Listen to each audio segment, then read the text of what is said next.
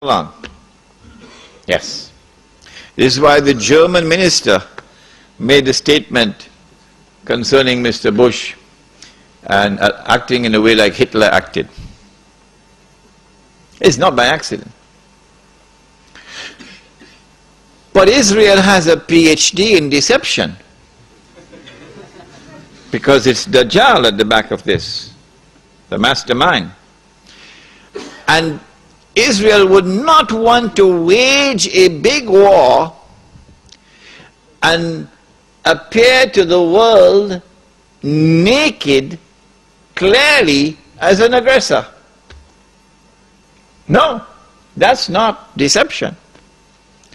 Israel has to wage her big war and make it appear as though she was only defending herself.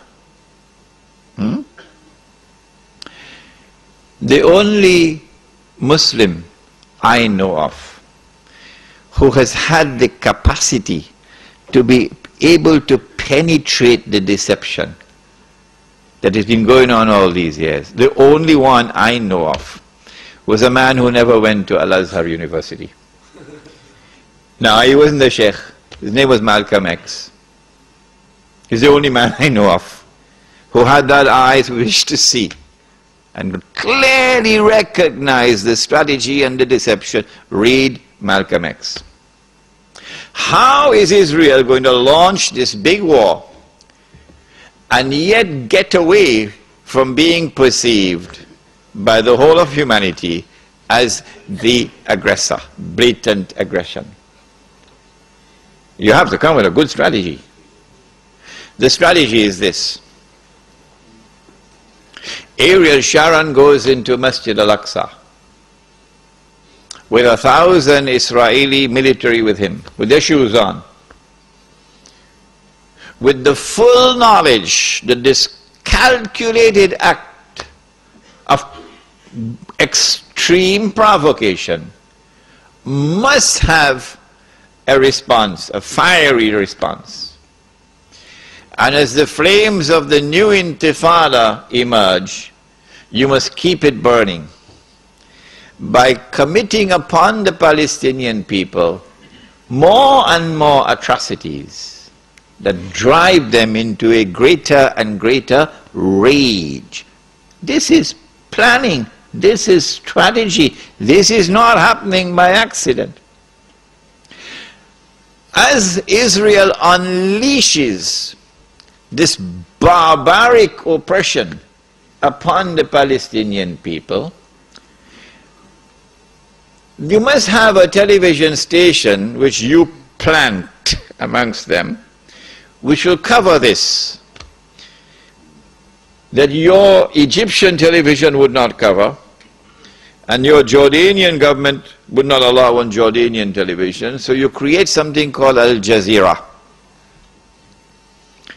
And the Arab masses believe Al Jazeera is their station. This is the only place in the world we can get authentic information, Al Jazeera. So Al Jazeera is now used to portray all the atrocities. And so around the Arab world, the masses only have to tune into Al Jazeera and they know what's happening. And so the Arab masses become more and more angry, more and more enraged. And guess who begins to tremble now? The governments which are pro-American. The governments which have entered into peace treaties with Israel. These are the ones who are now trembling because their people are becoming more and more enraged.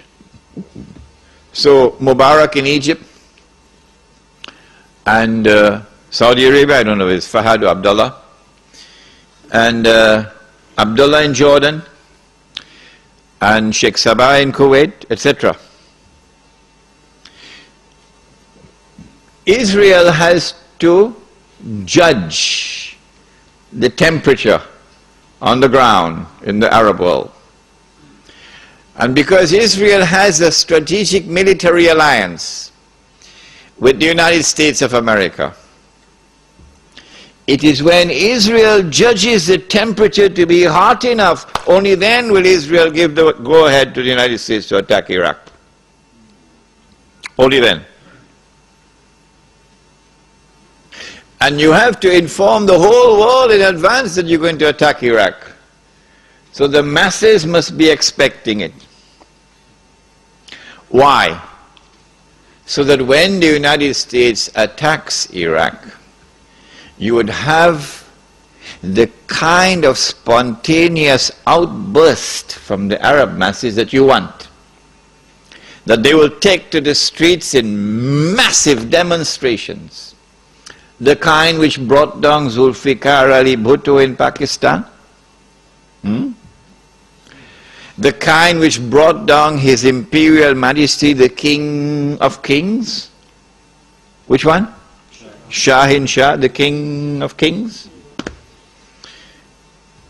They tested this formula. They tested this formula because they were actively involved in all that drama in Iran. Oh yes. Without in any way being uncharitable or lessening in any way my appreciation and my respect and the honor which I have for those who led the Iranian Revolution.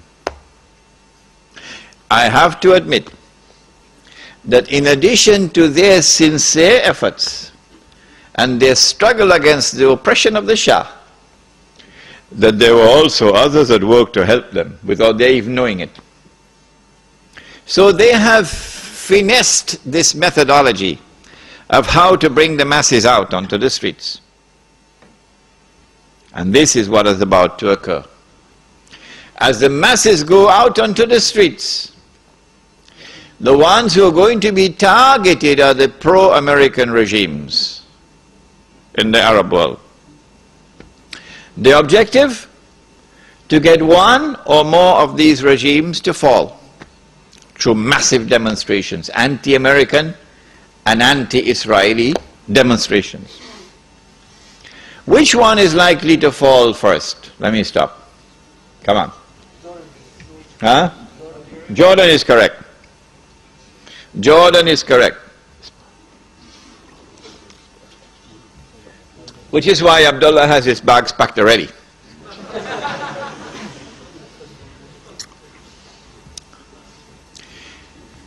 The reason why Jordan is the first to fall, likely to fall, is because more than half of the population of Jordan is Palestinian. And because Jordan shares a border with Israel. If the Jordanian government falls, in consequence of the attack on Iraq, and the Jordanian government, or shall I call it the Anglo-Jordanian government, is now replaced by an anti-American, anti-Israeli, and best of all, a government declaring itself to be Islamic. If that happens, and the Jews are going to be praying for that to happen,